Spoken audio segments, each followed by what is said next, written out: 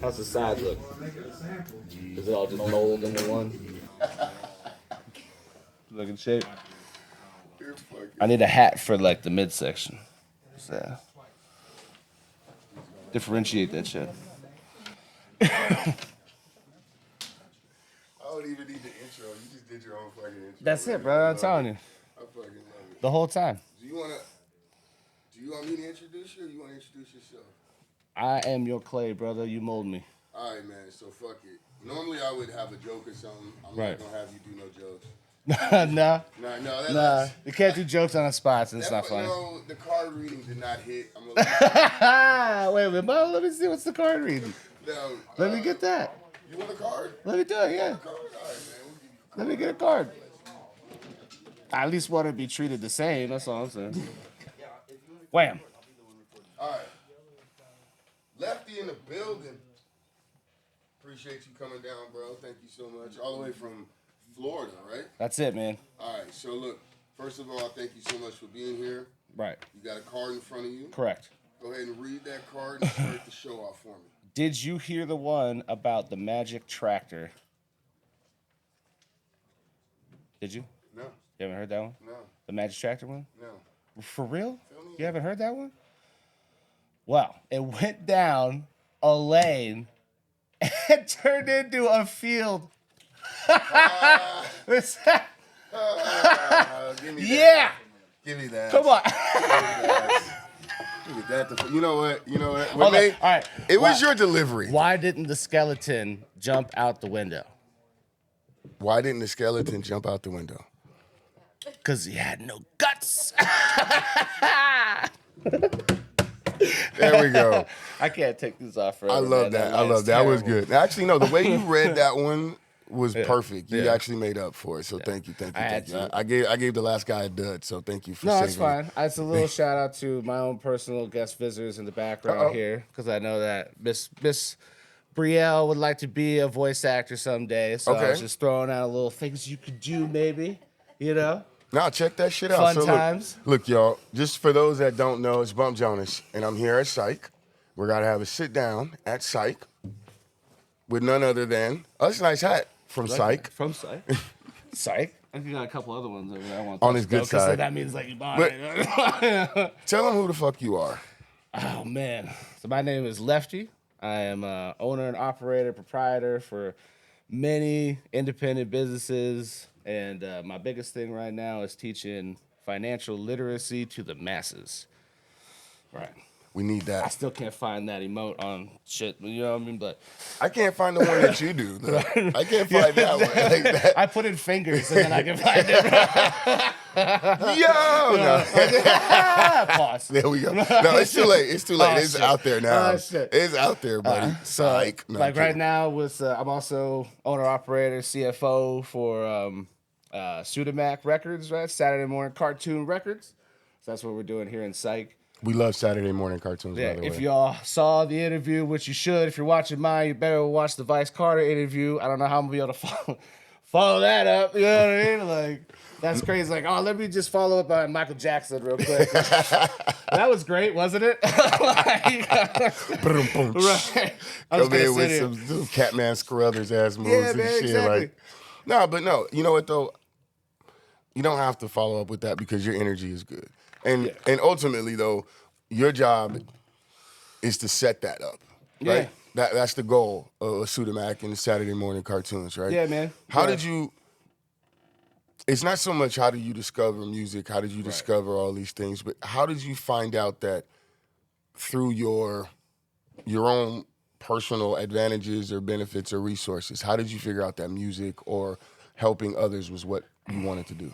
So music has always been in my blood. Like that's what I was telling everybody earlier. He secretly plays banjo or something. Yeah, right. No, my dad was a studio musician like crazy. Okay. Back in like the 60s and 70s with Jefferson Airplane. Like he toured around with Grateful Dead, helped them like build up their Tower of Power speaker system. Shit. It was him and one other guy that did it for years, you know. Like he used to tell me stories about stealing Jerry Garcia's like Reuben. And Jerry Garcia likes his Reuben with mustard on it. So Oh, Dad shit. stopped stealing it after he got a bunch that had all the mustard on it, you know. So like he's just been in and out of working in studios and engineering and bands, and eventually he opened up his own studio, and yeah. So I've always been around. So this music. this is not a new life for you. Nah, man. So I ran Spotlight for BB King and Sammy Hagar and Green Jello and like 4 Miss America pageants, and as like a little kid on a milk crate, like, you know what I mean? So okay, so then when you're in a position or aspect of running a label, but you're doing more than that, right? You're also handling the financial literacy side of things, and that's a whole separate thing, right? Yeah. How do those two endeavors feed each other, and how is it like what you grew up with? Right. How did that feed into what you're doing now? Because it all goes back to the most important resource that any business or government or anybody can have, and that's people. You know, like if you don't have people that can't work the mines, then you're not going to get copper, precious metal. You can't have any money to do stuff. The world breaks down. Shit's just, you'll always need people. Even if robots do everything, people still want to know that they're talking to another person that's going to identify with you and all that. You know what I mean? So I find the perfect people to fill roles that I need done. Okay. I find people that match my weaknesses with their strengths. So like Mr. Octavius or Mr. Smith, my general business manager, that man, like that is the logistics god. Like, let me tell you. Shout out to Mr. Smith. I'm telling you, he you'll see saved that the fucking interview. show. Where is he? He's over Right, there yeah, somewhere. again, he said, dude, Yeah, that's how I he met saved the him, show. was him saving a show that I was putting on at a house party, and this man shows up with glow sticks, an extra light, bro, a smoke machine, 2 extra microphones, man, like, Ready he to came, go. and he was just a guest. He was just invited to come, and he just came ready to go. Like, that is that man. G to You know? G, Right. GTG. I love It's like that. you talked with Vice. That's the reason that he is the headliner for Sudamek. Like, listen to that man, passion, and he doesn't write down nothing. Everything that you hear from Vice Carter that comes out of Sudamek Records is completely off the top. That man freestyles everything. You know, it's just passion, what he's feeling in the moment with the song, what's on his head, what's on his mind. Like, Damn. it's incredible. But So that's the thing. it's easy in that sense for you to have passion about this project or about this artist because you can see the talent. No, It's right there absolutely. in your face. It's because I love people, man. And Well, it's like, but okay, and I wanna touch on that or play on that a little bit. Yeah. You love people. People suck. absolutely. So how do you keep from being jaded?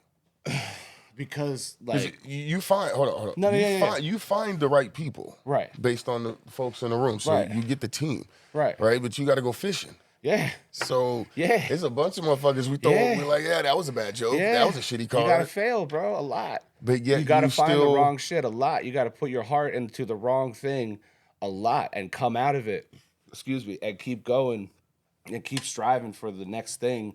You know, and if music, let's just say, stay on top of that. If music is your passionate craft, the thing that you want to spend the rest of your life doing it, it does not matter how long it takes for shit to happen. It doesn't matter what everyone else says about your craft and your music. You know what I mean? It's what you do. If you let someone stop you because it takes time or it takes effort or it takes will or whatever, like that is your own shit.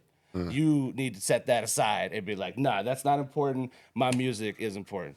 So like, I don't know how emotional y'all want to keep getting, but like, I mean, no, I feel very motivated now. Yeah? Like, you know, So- what's that dude, Tony Robbins or some shit? Like, he's my hero, bro, for a lot of reasons. oh man. shit, okay. A lot of reasons, but like, I didn't even mean to do that. that's That worked cool. out. That I worked wouldn't even go down out. that road. I was gonna say, so like for instance, when I called Vice to sign him to Sudamek, you know, it's like things were close. You know what I mean? Like he was days out from losing his house, if not utilities, and like shit was hard. Right. You know, and I called him for him out of nowhere, out of the blue, you know, and offered him $10,000 to sign to my record label, right? Okay. You know what this man does what knowing his situation and how it just happened Right. out of the blue Right. and all that with 10 grand. You What's know he what he do? does? he goes and buys 1,000 coats from Walmart for kids between kindergarten and 8th grade and like, you know, a couple high school kids, right? And he gives all $10,000 away to the kids of Flint. Yeah, we his like hometown. that shit. We like that kind of shit. You know, it's he took his entire signing bonus and gave it to the children. So you know what I mean? like, you know what I'm saying? Like, it's just. So then at that point, it's easy to get behind a person like that. Right. But see, that's again, I'm gonna go back to that. I'm gonna refer back to that interview in the sense that when you are able to relate to somebody, then it's, oh, now I'm gonna go support them. Now I'll go click the link in the bio. Now I'll go, listen to your music. You know what I mean? And so those kind of stories and that kind of passion, that's what we need to hear from the artists, but also 100%. From the people behind the artists. Correct. You know what I mean? Because, you know, we dancing in the videos, that shit, I get all that. But at the same time, there's got to be somebody that's vocally supporting. The problem is it's always culture vulture, you know, and it's always people that are trying to steal and take from others and pretend that they have the talent, they have the artistry, they could do this and that, and they're just the ones collecting all the money. Okay. It's like, so like when I set up my record label, it's set up in a way that it's a business to business transaction. And I help you create an LLC. Okay. You know, I help you create a trust fund. You know, I help you protect your assets that you're now buying under the LLC. I'm teaching you how to run a business. Your label is turning these artists into businesses of themselves. Correct. And my label then becomes a holding company now that's holding assets of all. They might not all take off and be crazy, but it doesn't matter. If 2 or 3 of them become, you know, the next Jay-Z or the next Kendrick or the next out of 20, that carries everybody. Right. And now everybody's got the marketing. Everybody's got the talent. Meanwhile, everyone is building a catalog of their own that could, if it doesn't hit now, who knows? Right. At some point, it might hit. Who knows? They just got to network harder. Sync they licensing, got to come to more stuff. Movies, all that shit. There's different ways. All I'm saying is when I found out that truly sacrificing from myself, okay, I made $250,000 in profit 1 month by trading stocks. Okay. Like SPY index, trading shit on options. Don't do that. Okay. Is that part of the financial class? Is that part of the class? That's the advance. I'll give you that one for free. Don't do that. Don't do that, right? But then, even though I made that $250,000, I gave away $140,000 in charitable donations to someone, and someone, and someone else, and in the same month. Like, so the money I make, I give right back to these people. You know, right? I'm not gonna mention names. No, I'll mention a name. Actually, no. I think everyone else is being fucking vulnerable. I'll be vulnerable. I don't give a shit. There you go. I was one of those someones. The Mecca was one of those someones, and by proxy, all of y'all that have been artists and have found a way to get paid as a result of the Mecca, y'all were some of those someones. This gentleman reached out to me completely randomly. As a matter of fact, you found me as a result of me hosting a video game tournament. So shout out to at Syke here at Syke. It's Bam again. Hall of Game. Shout out to Hall of Game. Bam. Right. Bam. But no, he liked what I do. He liked what I did. He liked how I'm working to create something for the community. And he said, "Hey, Bump, don't worry about the Mecca for the next year. I got you." Right. It's just, I'm not gonna give y'all numbers because stop pocket watching, motherfuckers. Right. But you know, right? That's what I mean. It doesn't. That's the dumb shit. That's the shit where everybody says like, "Oh, you didn't give this much. You didn't do that much. You didn't do as many as him." And it's like, right now. But it doesn't matter. matter. You did something. Right. That's it. My whole philosophy is just one thing. All you have to do every day of your life, you keep doing all the same negative shit that you always do every day, except you change one thing. Okay. One of those toxic negative things that you have, like, get right out of bed and like, oh, man, I know I got to make that right turn down that street. And every time I do it, there's always that dog. It runs out in front of the car, blah, blah. And so it's like, all right, instead of going down that block and making a right turn, I'm going to go up one more block and make a right turn.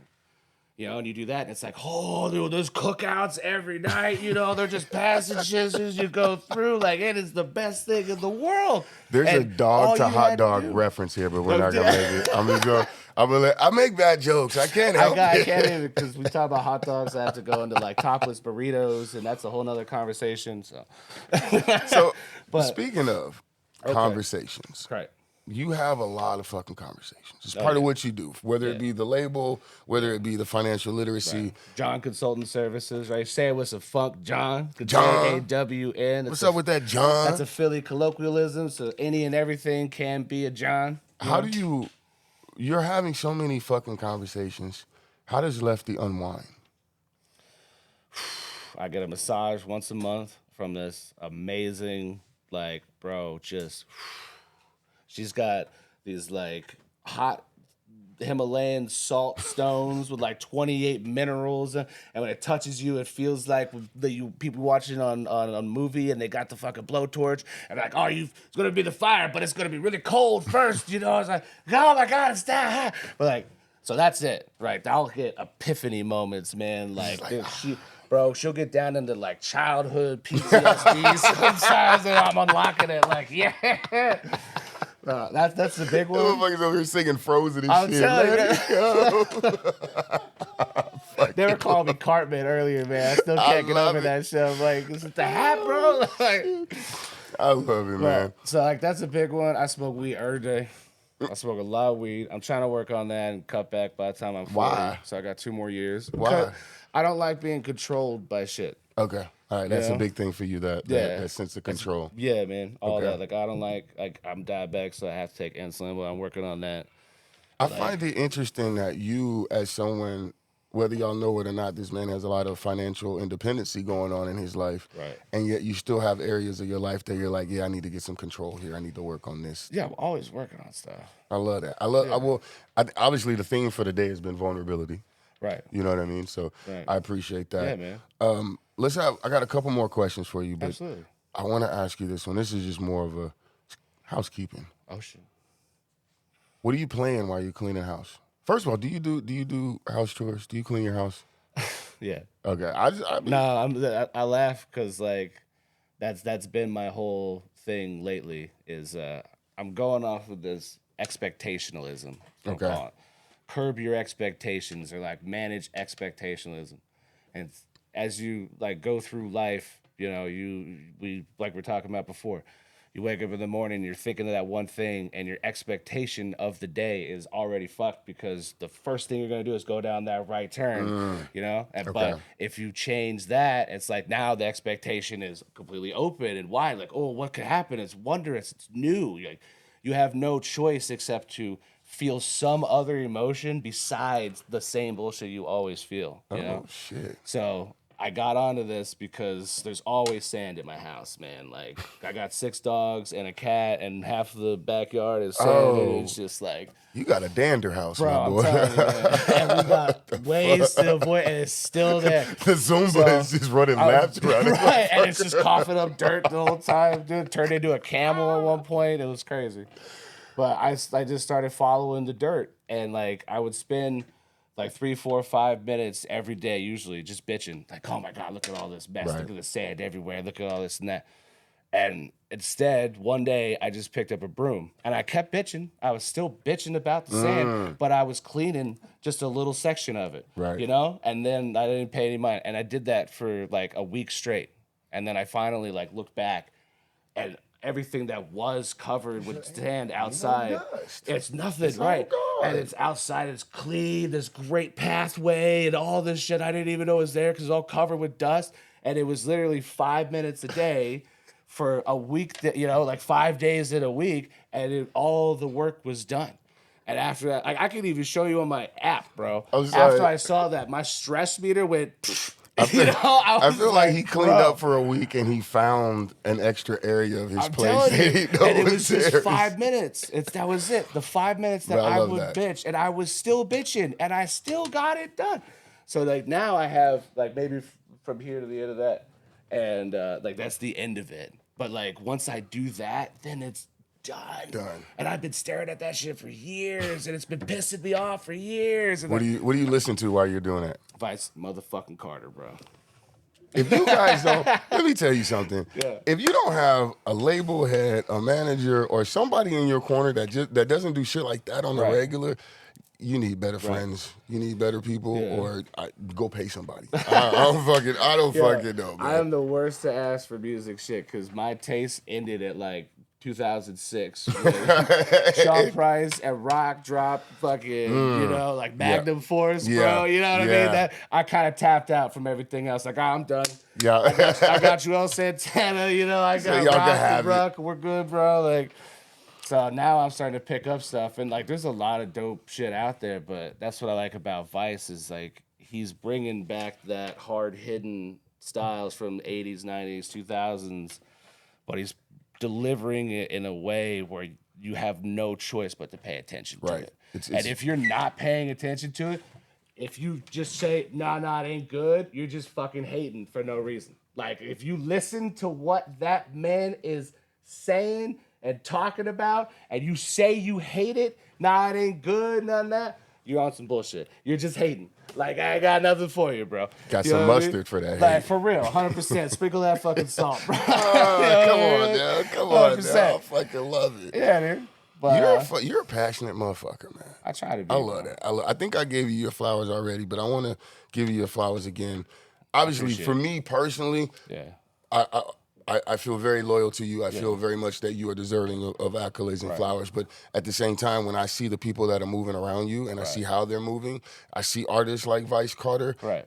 You're genuine enough that like people should be fucking with you right off the surface. But then they start to talk and have the moments with you, and it's like, oh no, this a real motherfucker here. I don't yes man. I'm not gonna kiss your ass. I'm not gonna be like, oh yeah, you got talent and this and that, cause like you could do something for me. I don't give a fuck. Like I've always done everything on my own, and like why I'm so passionate is now that I have this team that I'm working with, I can really root for somebody, and like I said, you heard Vice's story, but there's more. There's more to go. There's more. Like, and then you hear everybody else's. So I know all their stories intimately. I know I spent 46 hours with Smith driving all across this fucking country with that man that did not do less than 110 miles an hour for 46 and a half hours. That's a specific number. I'm telling you, bro, for a reason, right? So, like, but it was government shutdown, so it's all right. But I'm saying, like, so for an example, like my big project really for next year, that's kind of where Tony Robbins comes in, but he's focused on food.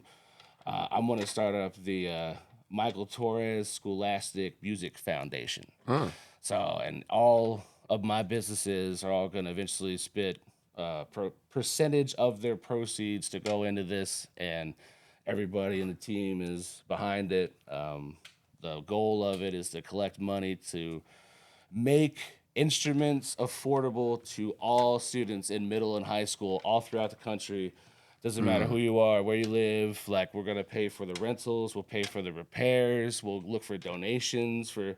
So you're trying to get the arts back into these schools. Absolutely. If they're not going to hire people to be, like guidance counselors and like really passionate about this shit, we're going to do the best we can. And a lot of people say it's money. All right, fine. Here, I'll pay for it. Let's figure it out. I will pay $20 a year or whatever dumb shit it is, so they could play the saxophone. That's okay. We're not pocket watching, but clearly he has a lot of money when he just said $20 a year. Like he just just smashed $20 million into $20. He said, "Fuck it, we good." No, I'm fucking with you.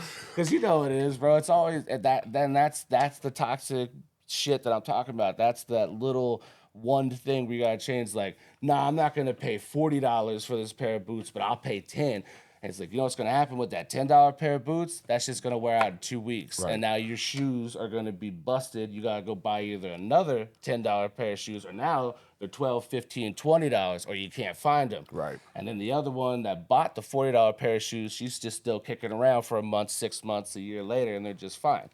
Or they're easy to repair, so she can rock them motherfuckers for years. So, and it's like, if y'all don't like shoes, whatever you want to relate it to, bro. The point is, if you buy less, but when you do buy its higher quality, it will last longer, so you inevitably buy less. You know what I'm saying? Like, so speaking of high quality, right?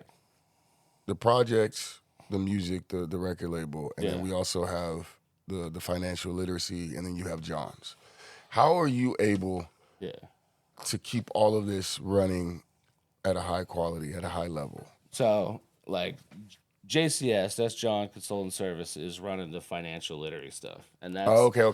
so everything so is it's really separated. it's really two, not three. That's I like got when you. people ask, "Who am I? Or what do I do?" That's why I just say a day trader, or Okay. entrepreneur or something. Because like if you break it down on paper, no, I'm either owner, operator, CEO, CFO, managing partner, managing director, whatever of like a couple dozen. So just so like businesses at this 15 point. hats in the air and I'm shit. telling you, Yeah. bro. Like that's not even the main company is Soundstrike Investments. That's the one that has the big piece of the pie. So if you get invited to that table, you fucking somebody. I'm just saying. We go ahead, Sprinkle for that. But again, so I have Smith, and he runs the day-to-day operations, logistics, the basic financials and shit for Sudamac. Okay. Bam runs the sync licensing department and engineering mastering stuff, which goes back to Smith. And ET does producing and basic mixing on shit, but Vice also produces and rough mixes all of his stuff before it goes to Bam. Okay. So there's layers. Everybody's autonomous. So you really have a team. Yeah. Like even JCS is two people, and one of them's an international curriculum writer, and then her husband's a graphic designer, web designer who has a master's in marketing. So the three of us are writing the curriculums for everybody, and then we're also setting up the web pages, and everything's done in-house, and you know what I mean? okay, so I don't want to jump ahead too much, Sorry, but man. I mean you got a lot going on, right? And just a couple more questions, but Yeah. what's your fuck it, man. What's your ultimate goal? All right. Step one. I feel like you're trying to take over the world. Step one is to open a bank, and then See, or a credit who's union. Pinky and who's the brain? So because like again, it's the same thing. Like there's a lot of jobs and there's a lot of opportunities, a lot of things that I think should be unionized or at least taken care of better, like the music industry. That's a dangerous word you just used. I don't care. Just Okay. because out here now. industry standard exists doesn't mean that's industry best. And if you go into my contracts are industry best because that has a guaranteed walk-away clause where you can get 85% ownership of your shit eventually after I recoup all of my money and whatever I paid for. I keep 15 because you walked away from me and I believed in you, so you're a dickhead. I call that the trader clause, TRADER. Right? Damn. But every artist contract and even employee contract, they have there's performance-based bonuses that you get. The artists can get their own royalties back. Every 5% you get a royalty back. You could either increase your royalty payment or you can buy more shares because it's a private equity company. So if you instead buy more shares, like that's going to come back later in the long run because my ultimate goal to open my bank is going to be making the world's first publicly traded record label. Wow. That's what I'm setting up for.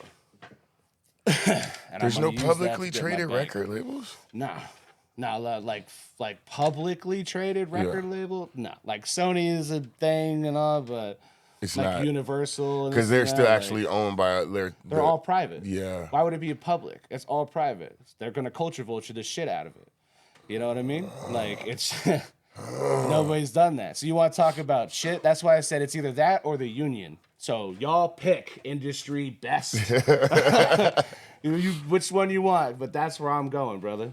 You know? All right, man. So speaking of going, I got to get us up out of here. Absolutely. But here's the question I ask everybody, and I actually hope to ask you again. This has actually been a really, really dope conversation. Yeah.